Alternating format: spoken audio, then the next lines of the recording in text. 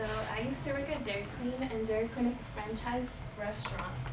And franchise restaurant is that person who bought the place, he buys everything, remodulation, advertising, and he pays the wages for the workers.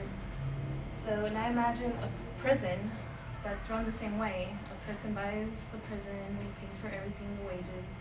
It's kind of odd, but it caught my attention, and it's a really interesting topic. So I'll be talking about the negative effects of privatized prisons.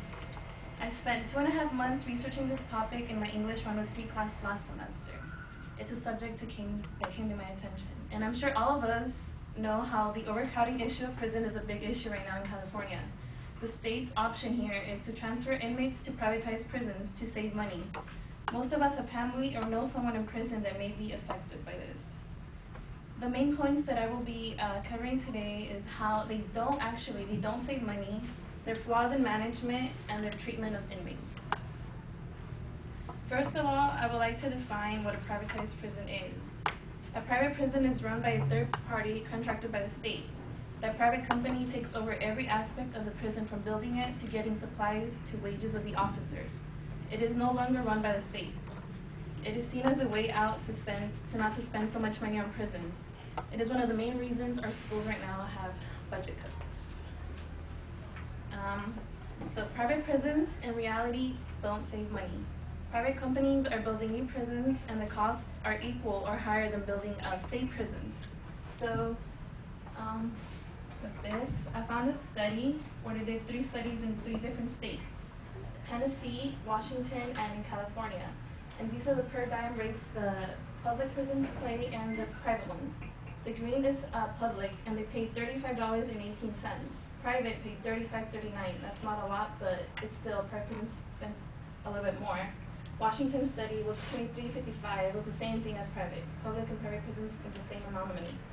And for the California study, the public prisons paid $40.85, while private paid $42.68. This clearly shows that there's no difference in private prisons. They save even more than public prisons. They claim that they save money, but there's statistics that show how much their employees are getting paid. According to the Corrections Yearbook 2000, the average annual starting salary for public correction officers was $23,000, compared to $17,000 for private prison guards. The poor pay undoubtedly contributes to the high turnover that exists in private prisons, 52% compared to 16% in public-run prisons. This information came from the American Federation of State, County, and Municipal Employees. The way they're making good numbers, private prisons, is because their employees are not getting paid what they're supposed to, making it seem like private prisons are less expensive to operate. My second point is private prisons don't provide experienced and sufficient staff to the facility. There was an article I found where lawmakers in North Carolina recently discovered that the U.S. Corrections Corporation would have 68 correctional officers supervising 528 inmates, instead of the 141 officers that the state would use for the same number of inmates. That's from AFSCMS. This also helps the private prisons say they save money. They don't hire sufficient officers, making them save money and putting at risk their inmates because they are not being carefully watched. In order for an aspiring employee to work at a prison, they must undergo a background check. There was an incident in the Northwest Detention Center in Tacoma, Washington, where the woman who was in charge of hiring and conducting interviews felt pressure to hire staff quickly, so she did not do background checks on staff and hired those workers right there and then. Not providing experienced staff is dangerous and can have bad consequences. Some of these bad consequences can lead to mistreatment of the prisoners, and this brings me to my last point. Their interest in making money and saving leads them to provide inadequate care for the prisoners' needs. They suffer unjustified treatment from prison guards. Corrections Corporation of America is one of the companies running private prisons. They paid a large sum to settle a lawsuit. CCA was charged with failures of prison management, including failure to control violence. These prisons are not properly run. State prisons have more control over violence.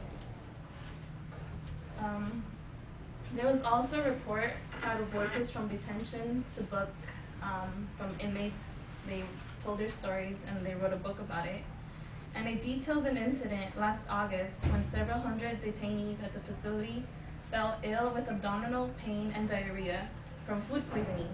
According to a report, the law requires medical staff to be available around the clock, but inmates were told they had to wait until the clinic opened in the morning to receive care. This treatment shouldn't be happening in a prison. Even though they have broken the law, they are U.S. citizens with rights, and they should be treated right, even if it's behind bars. Today I talked about how private prisons don't save money, their flaws in management, and their mistreatment of inmates. Private prisons have great motives, but they have many negative effects that come out of them. I think it's the state's job to handle prisons, not private companies. The law should be handled by government, not private companies.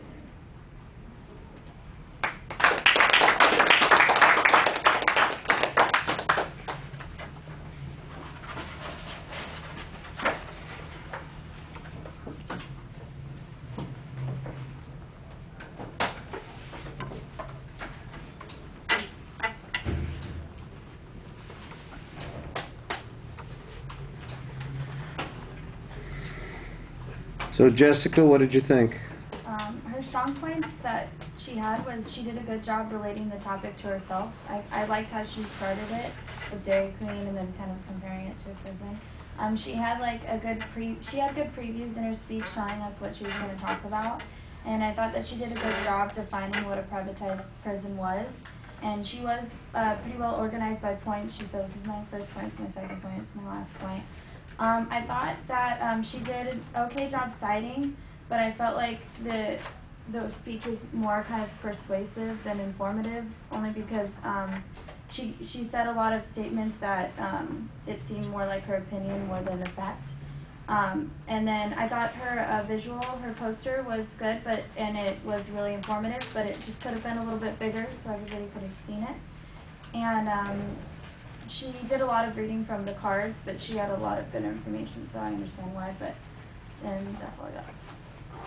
All right.